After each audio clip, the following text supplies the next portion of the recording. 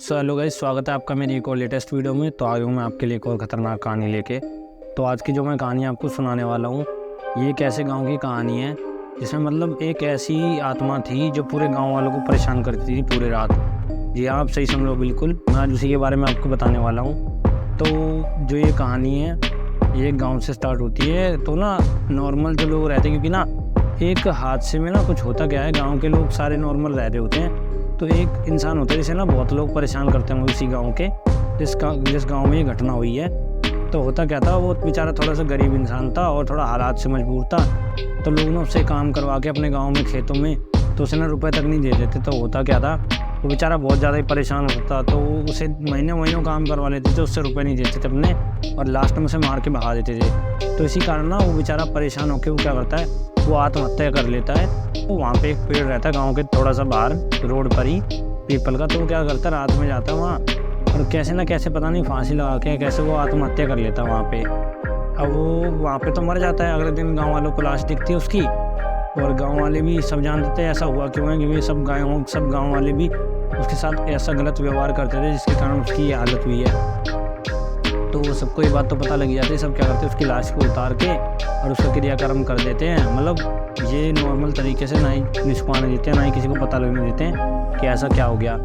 तो होता क्या है, कुछ समय बीतता है, गांव में सब नॉर्मल जैसे रहते हैं वैसे ही रह रहे होते हैं। तो होता क्या है, जब वो जो इंसान वो मर जाता है ना, एक हफ्ते के बाद हुआ क्या, वहाँ से गाँव का मुखिया और लोग जा रहे थे रात में कहीं से, वो काम उम से आए थे खेत वेत के से ही। तो जब वो जा रहे होते ना घर की तरफ, तो उन्हें वो बरगद दिखाई देता है।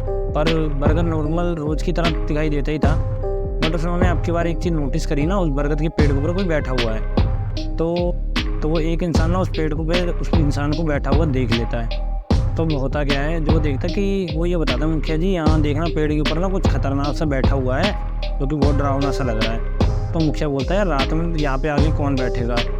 तो इस बात का भी कोई भरोसा नहीं करता उसके। जब वो पास जाके देखते हैं तो सच में एक इंसान बैठा रहता है जो उनकी तरफ देख के और हंस रहा होता है। उसके हंसने की आवाज़ आ रही होती है बहुत ज़्यादा तेज तेज। तो होता है कि लोग पहले तो डर जाते हैं, वो यूँ कहते हैं यहाँ से जल्दी भागो। वो वहाँ से भाग के ना अपने घर की तरफ जाने की तैयारी करते हैं।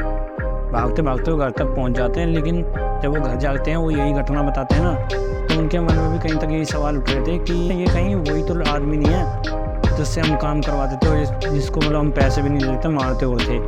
अगर ये वही इंसान हुआ तो बहुत ज़्यादा दिक्कत हो सकती है हमें। तो हुआ क्या, उस दिन तो मामला शांत हो गया, वो अपने घर पे रहे। ऐसे ही अगले दिन निकले वो काम पे, और थोड़ी सी शाम हो गई थी। उन्हें लगा कि अब की बार वहाँ कुछ दिखाई नहीं देगा। वो वहाँ से गुजर रहे होते उसी पेड़ के आगे, पीपल के आगे से। तो ना वो जानबूझ के उसकी तरफ देखते नहीं हैं। तो होता क्या है, उस पीपल के पेड़ की तरफ से आवाज़ आती है, क्या हो गया, तुम डर गए क्या, अब मुझे मारोगे नहीं, मतलब ऐसे कुछ आवाज़ में बोलता है जो उसके साथ पुरानी घटना होती है वो बताता है वो।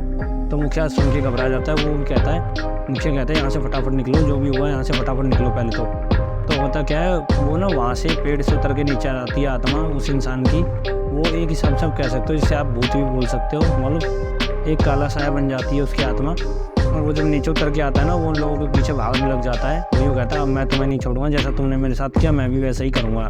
होता क्या है, एक इंसान गिर जाता है उनमें से, वो उसको बहुत बुरी तरीके से मारता है और उसको मतलब उसकी इतनी आदमरी हालत कर देता है मारते मारते, कि वो एक ही बात कहता है कि मैं वैसा ही करूँगा जैसा तूने मेरे साथ किया।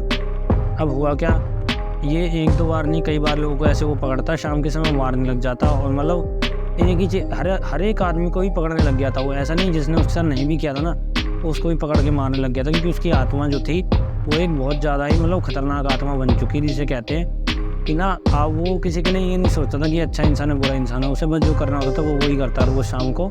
तो वो रोज़ शाम को धीमे धीमे क्या हो, गाँव में भी घूमने लगा।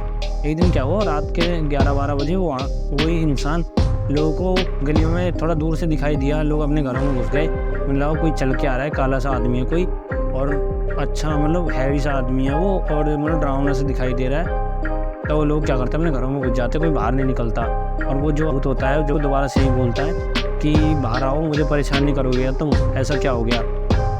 अब होता क्या है, वो चीज़ दोबारा रिपीट होती है, कोई डर के मारे बाहर नहीं आता। वो क्या होता था, वो इंसान रोज़ गांव में भी आने लग गया था, वो यही घटना करने लग गया था। फिर ना गांव वाले इतना ज़्यादा परेशान हो गए, उन्हें पता लगा कि नहीं अब तो हमारे जीना भी दुश्वार कर रहा है, अब वो अपना घर भी छोड़ के कहीं नहीं जा सकते। उन्होंने क्या किया, एक बहुत ही पहुँचे हुए बाबा को बुलाया, जिसने मतलब सिद्धि प्राप्त कर रखी थी, आप कह सकते हो एक हिसाब से। जो मतलब एक हिसाब से प्रेतों को वश में कर सकता था, उन्हें काबू में कर सकता था अपने।